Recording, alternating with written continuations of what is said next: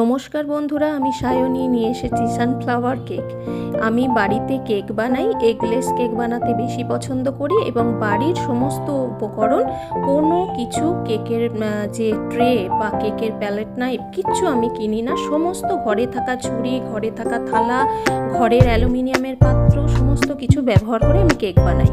Cake বানানোর জন্য আমি প্রথমে এই সানফ্লাওয়ার কেক বানানোর সময় ময়দা, যে কমপ্লাইনের কাপ ছিল আগেকার দিনে, সেই কমপ্লাইনের কাপে ময়দাকে মেপে নিই। যতটা বড় কেক আপনি বানাতে চান সেই মেজারমেন্টগুলো আমি বললাম না। ময়দা নিলাম, তার সাথে সেই যতটা ময়দা নিয়েছি সেরকম আন্দাজ মতো চিনির গুঁড়ো করে নিলাম। তার মধ্যে অল্প 1 চিমটি নুন দিলাম। তার মধ্যে 2 টাকার কফির পাউচ দিলাম। তার মধ্যে আমুলিয়ার যে সবুজ রঙের প্যাকেট সেটা 10 টাকার 2টো দিলাম। সমস্ত কিছু একটা চালনির মধ্যে পেপার পেতে আমি সমস্তটা কিন্তু চেলে নেব। সমস্ত উপকরণ যদি চেলে নেওয়া হয় তাহলে কেক খুব সফট হয়। চালনির মধ্যে দিয়ে সমস্ত উপকরণ চালবো এবং তার মধ্যেই বেকিং পাউডার, বেকিং সোডা, যত ডাস্ট মেটেরিয়াল আছে সব আমি এর মধ্যে দিয়ে চেলে নিলাম। নিয়ে তারপর সেই পেপার থেকে একটা বড় পাত্রের মধ্যে নিলাম। হালকা করে মাইক্রোওভেনে দুধ একটু গরম করে নিলাম, হালকা গরম, আঙুল ডোবানো যাবে সেরকম। আর তার সাথে জলও খানিকটা মিশিয়ে নিলাম, পুরো দুধে করলাম না। বাটার বেশ কিছুটা নিলাম, নিয়ে সেটা গরম জলে বসিয়ে গলিয়ে নিলাম। আর সাদা তেলও কিছুটা দিলাম। দিয়ে সমস্ত উপকরণগুলোকে আমি হ্যান্ড বিটারে করে বেশ 15-20 মিনিট ধরে ফেটিয়ে নিলাম। এই ফেটানোর কাজটা খুব ভালোভাবে করতে হয় এবং এই ফেটাতে হাতের প্রচুর প্রেশার পড়ে, কিন্তু আমি তাও কোনো বাইরের কোনো এক্সট্রা ইনভেস্টমেন্ট আমি এতে করিনি। আমি বাড়ির সমস্ত কিছু দিয়ে বানিয়ে দেখেছি এবং তাতে আমি সাকসেস পেয়েছি। আমি কোনো কিছু ইনভেস্টমেন্টের দিকে যাইনি। তো যাই হোক, তারপর এগুলো আমি প্রিহিট করে নিলাম একটা অ্যালুমিনিয়ামের পাত্র, কোনো বালি, লবণ কিচ্ছু ছাড়াই প্রিহিট করলাম। তার মধ্যে একটা স্টিলের স্ট্যান্ড বসিয়ে প্রিহিট করলাম। তার মধ্যে আমি এই কেকটা যখন বসাবো, একটা অ্যালুমিনিয়ামের বাটিতে বসাবো।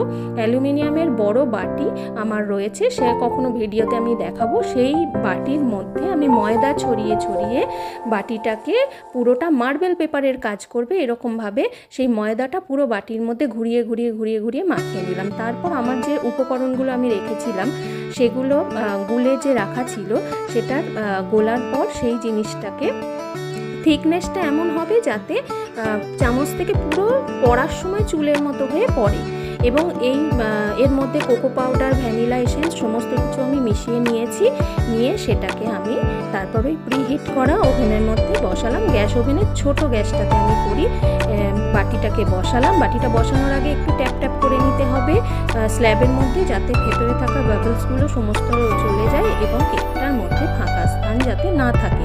তারপর এটাকে আমি লো ফ্লেম, মিডিয়াম ফ্লেম এবং প্রয়োজনে হাই ফ্লেম করে দাঁড়িয়ে থেকে দেখেই ফ্লেমগুলো কিন্তু করতে হবে। হাই ফ্লেমে রেখে ভুলে গেলে কেক পুড়ে যাবে। দিয়ে আমি অ্যালুমিনিয়ামের পাত্রে করছি, তার মধ্যে একটা স্টিলের থালা চাপা দিয়ে রেখেছি। দিয়ে খানিকক্ষণ বাদে আমি তুলে এটাকে দেখলাম এবং হয়েছে কিনা দেখার জন্য ঠিক 30 মিনিট বাদে, কেকের সাইজ অনুযায়ী আমি যে কেকের সাইজটা দেখাচ্ছি সেইটাতে কিন্তু 30 মিনিট থেকে 40 মিনিট টাইম লাগে। 30 মিনিট বাদে আমি টুথপিক গেঁথে দেখে নেব। যদি টুথপিকটা খুব সহজে বেরিয়ে আসে তাহলে আমাকে বুঝতে হবে কেকটা রেডি হয়েছে। কেক তৈরির এই প্রসেসের পর কেক তৈরি হয়ে গেল। এবার কেকটা ঠান্ডা হতে দিলাম। ঠান্ডা হওয়ার পর, পুরোপুরি ঠান্ডা হয়ে যাওয়ার পর, বাটিটার সাইডটা একটু ছুরি দিয়ে খালি চেঁচে দিলাম। তারপর এটা থালার মধ্যে উবুর করে দিলাম। তারপর সেই কেকটা ঠান্ডা হয়ে যাওয়ার পর সেটাকে আমরা সুতোর সাহায্যে 3টে ভাগে কেটে নিলাম। কাটার পর সেটাকে আমি আগে থেকে একটা সিরাপ তৈরি করে রাখি। সেটা কি দিয়ে তৈরি করি? সেটা হচ্ছে চেরি, চিনি এবং জল ফুটিয়ে সিরাপটা তৈরি করে রাখি। তাতে কেকটাকে ব্রাশ করে করে ভিজিয়ে নিই। ব্রাশ যদি না থাকে, আমার যেমন ব্রাশ ছিল না, আমি কিনেও নি, আমি চামচে করে করে অল্প অল্প করে দিয়ে ভিজিয়ে নিয়ে তারপর কেকটাকে শক্ত হওয়ার জন্য ফ্রিজে রাখি। আর ক্রিম তৈরি করার প্রসেসটা আবার কি, বাজার থেকে আমি ক্রিম কিনে আনি। ডিলাইট কিংবা ইকোরিচ কিংবা বেকার্সের যে পাউডার ক্রিম সেটাও কিনি। একটা যদি বড় ক্রিম কেনা হয়, বা বড় ক্রিম বোধহয় 250 টাকা বা এরকম কত দাম নেয় আমার ঠিক এই মুহূর্তে মনে পড়ছে না। সেই ক্রিমটাকে আমি 5টা ভাগে 5টা জিপার দেওয়া প্যাকেটের মধ্যে রাখি এবং এগুলো প্যাকেট সিল কাটার পর মোটামুটি 3 মাস অবধি আমি ইউজ করি। 5টা কেক আমি বানাই এইগুলো দিয়ে।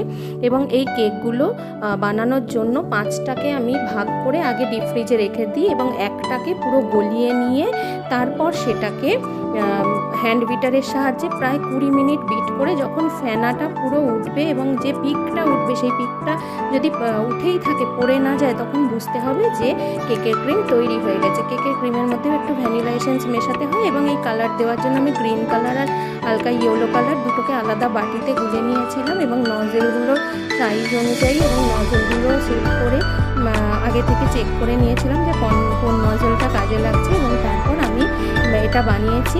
এবং তার আগে আমি আরেকটা জিনিস করেছি, ডার্ক চকলেটগুলোকে ছোটো ছোটো কুচি করে নিয়েছি, বা এগুলো আপনারা গ্রেটারে গ্রেট করে নিতেও পারেন। তো কুচি করে নিলাম। তারপরে আমি ওই ঠান্ডা কেকটাকে নিলাম এবং ক্রিমটা তৈরি করার পর সেটাকে আবার আমি ফ্রিজে কিছুক্ষণের জন্য রাখলাম।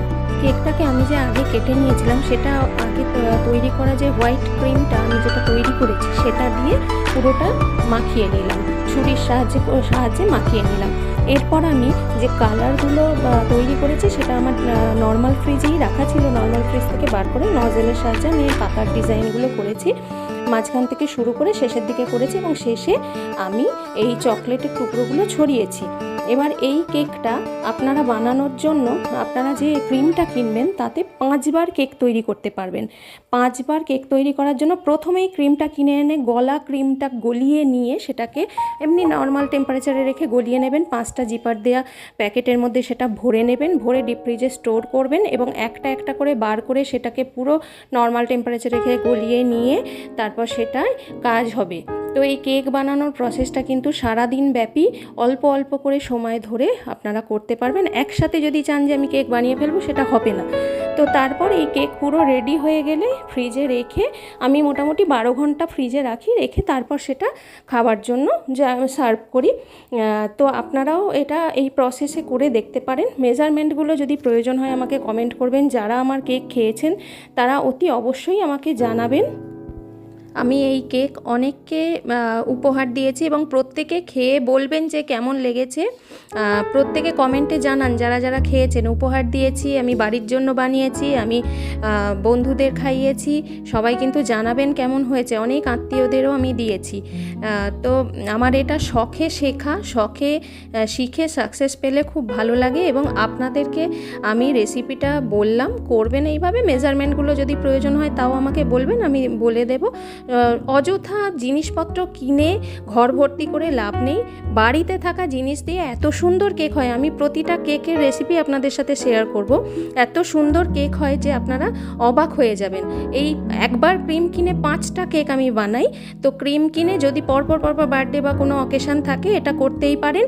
পরপর 5টা কেক আপনার যদি বানানোর থাকে তাহলে ক্রিম কিনে বানালে এত সস্তা হয়, এত ভালো হয়, জিনিসটা হেলদি হয়। সবথেকে বড় কথা, আমার ছেলে যখন ছোট ছিল তার জন্য আমি বাড়িতে বানানোর চেষ্টাটা করি এবং তাতে সফলতা পাই এবং ও বলে মাম্মা বাড়িতে কবে বানাবে, কিন্তু অনেক সময় হয়ে ওঠে না এবং আমাদের ব্যস্ততার জন্য সময় হয়ে ওঠে না, তাই আমরা কিনে নিয়ে আসি। কিন্তু বাড়িতে বানানো কেকের তুলনা হয় না। নমস্কার, ভালো থাকবেন। Thanks for watching. Subscribe my channel.